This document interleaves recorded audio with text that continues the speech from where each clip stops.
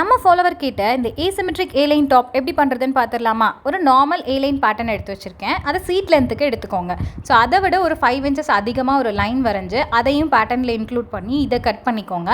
First இந்த பேட்டர்னில் மேஜராக அந்த ரெட் கலர் போர்ஷன் இருக்குல்ல, அதை எப்படி பண்ணுறதுன்னு பார்த்துடலாம்.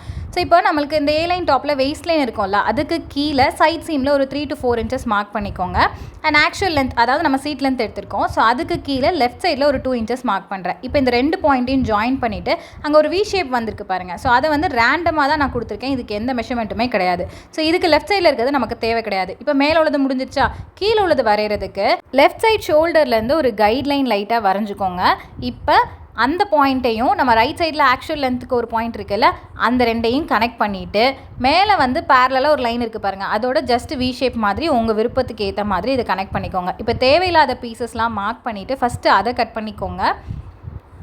ஸோ கிளியராக எது தேவையில்லைன்றதை ஃபஸ்ட் டைம் மார்க் பண்ணிட்டீங்கன்னா ஈஸியாக இருக்கும்.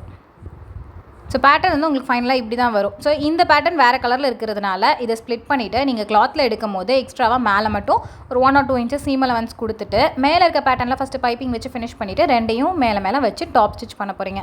அவ்வளோதான். அண்ட் இந்த மாதிரி பர்டிகுலராக ஏதாச்சும் பேட்டர்ன் உங்களுக்கு கற்றுக்கணுன்னா எனக்கு பிக்சரோட டிஎம் பண்ணுங்கள். பை.